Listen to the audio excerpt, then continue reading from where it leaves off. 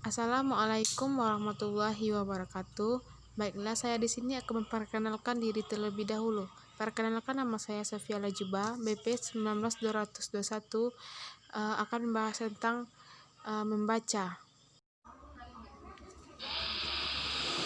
Baiklah, saya akan menjelaskan definisi keterampilan membaca. Membaca merupakan kegiatan menulis-tulis pembacaan dan proses memahami isi teks dengan bersuara atau dalam hati. Membaca adalah mengungkapkan suatu imajinasi terhadap suatu bacaan yang disukai khalayak ramai dan juga dimengerti oleh seseorang yang dicintai. Kegiatan membaca meliputi membaca nyaring dan membaca dalam hati. Membaca menjadi salah satu jenis kemampuan berbahasa melalui tulisan yang bersifat reseptif, karena membaca seseorang akan memperoleh informasi, ilmu pengetahuan, dan pengalaman baru yang belum pernah diketahui sebelumnya. Semua yang diperoleh melalui bacaan itu akan membuat seseorang tersebut mampu mempertinggi daya pikirannya, dan mempertajam pandangannya, dan memperluas wawasannya. Hal tersebut berdampak pada kemampuan dalam menyelesaikan sekolah dan menjalani kehidupan lebih mudah. Dan membaca dapat diartikan sebagai proses individu memperoleh makna dari cetakan. Kegiatan membaca bukan sekedar aktivitas yang bersifat pasif dan reflektif. Selain menghendaki pembaca untuk aktif berpikir ketika sedang melihat kata-kata yang terdapat di dalam buku. Di dalam konteks belajar mengajar seperti di sekolah ataupun di kampus, membaca dipandang sebagai proses menuju pemahaman sebagai produk yang dapat diukur. Oke, selanjutnya kita masuk pada jenis. Oke, baiklah, sekarang kita masuk kepada poin yang B, yaitu tentang jenis-jenis membaca. Jenis-jenis membaca terbagi atas dua.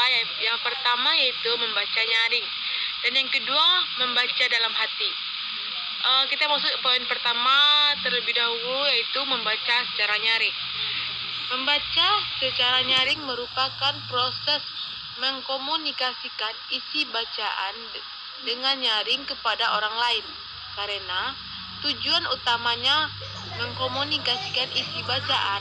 Maka si pembaca bukan hanya dituntut harus mampu menghafalkan dengan suara nyaring, lambang-lambing, suara bahasa saja, melainkan juga dituntut harus mampu melakukan proses pengelolaan agar pesan-pesan atau muatan makna yang terkandung dalam lambang bunyi bahasa tersebut dapat bisa tersampaikan secara jelas dan tepat oleh orang-orang yang mendengarkannya. Membaca nyaring lebih sulit dibanding dengan membaca dalam hati. Untuk membantu para pendengar menangkap dan memahami makna pengarang, membaca nyaring biasanya menggunakan cara. Yang pertama yaitu cara pembaca menyoroti ide-ide baru dengan mempergunakan penekanan yang jelas. Yang kedua, membaca menjelaskan perubahan dari suatu ide ke ide yang lain.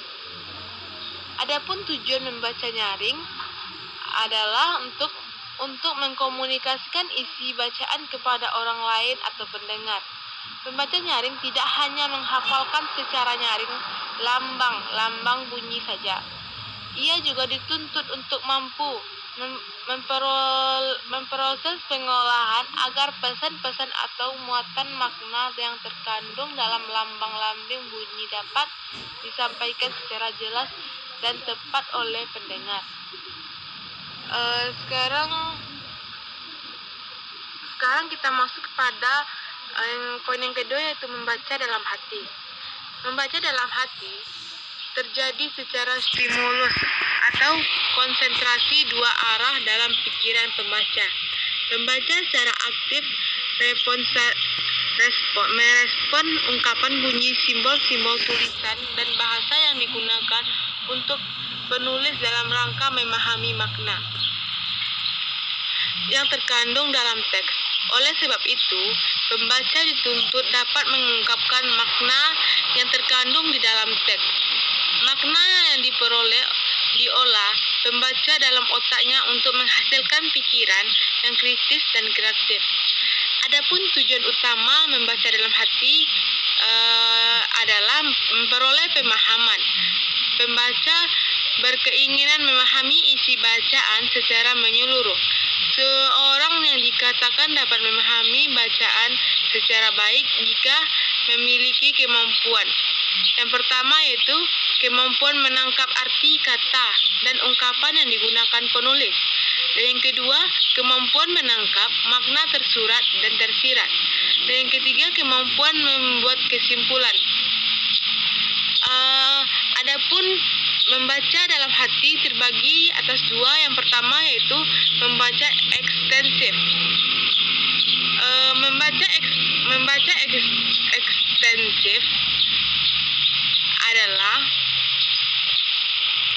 membaca secara luas, yaitu objek meliputi sebanyak mungkin teks dalam waktu yang sesingkat mungkin.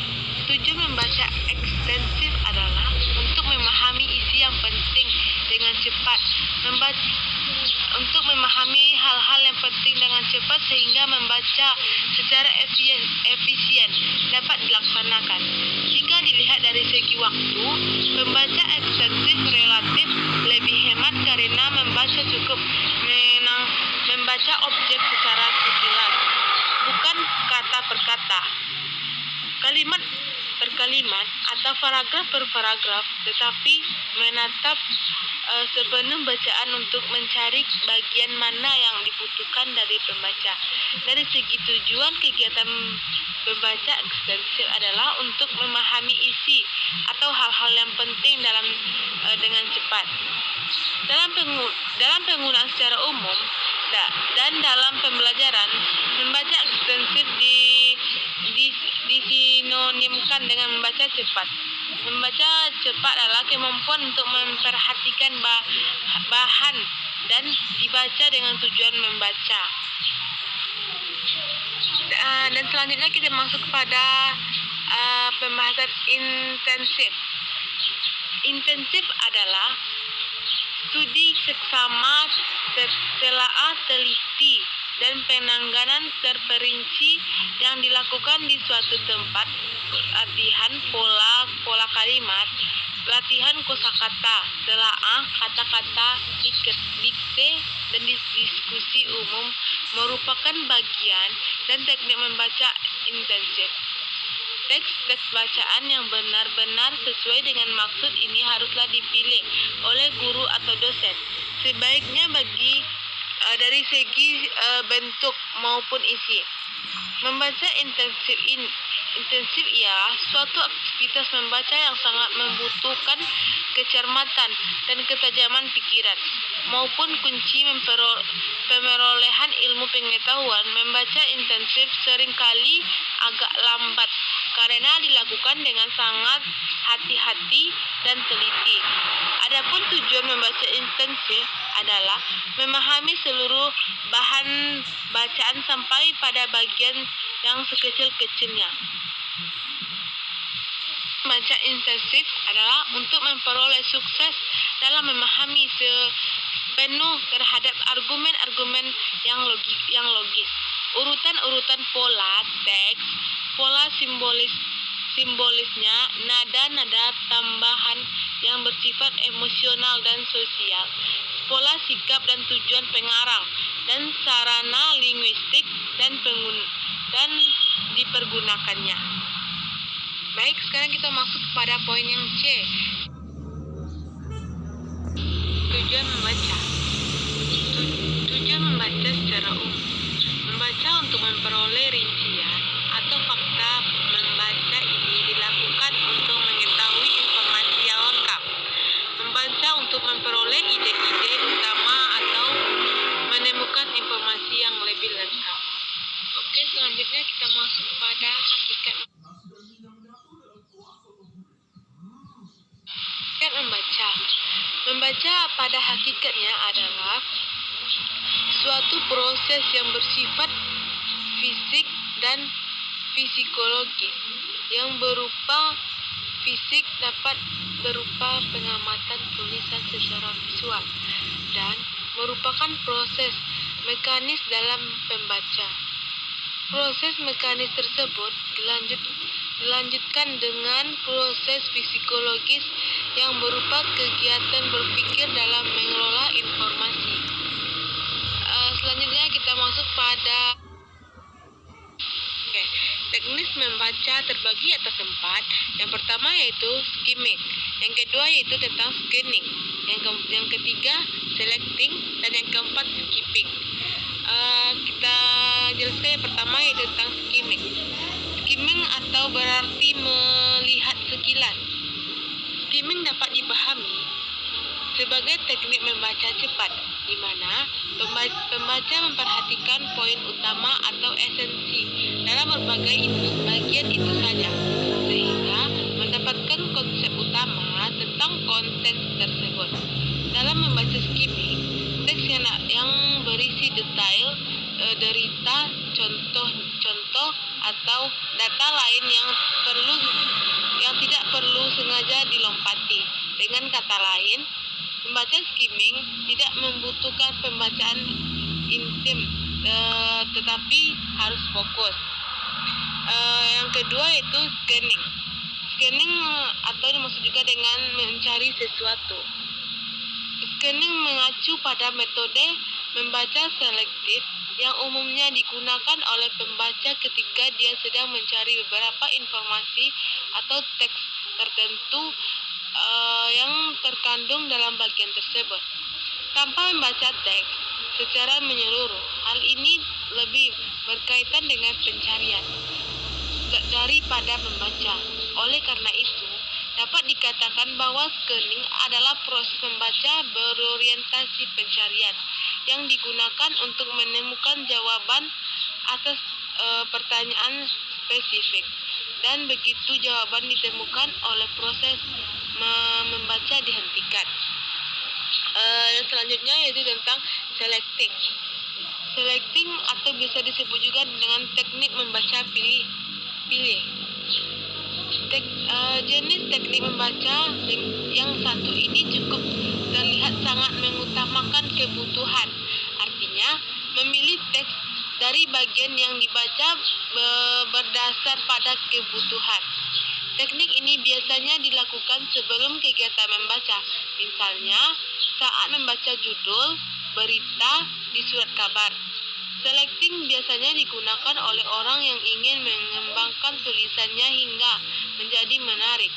Dalam mengembangkan tulisan dibutuhkan setidaknya banyak monitoring berita yang memuat informasi sama dengan ingin si penulis kembangkan.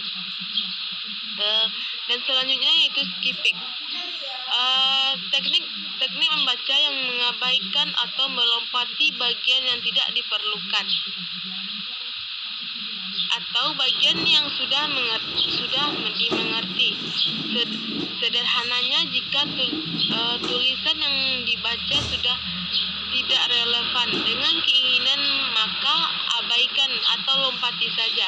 Teknik membaca skipping dapat digunakan ini di semua jenis bacaan.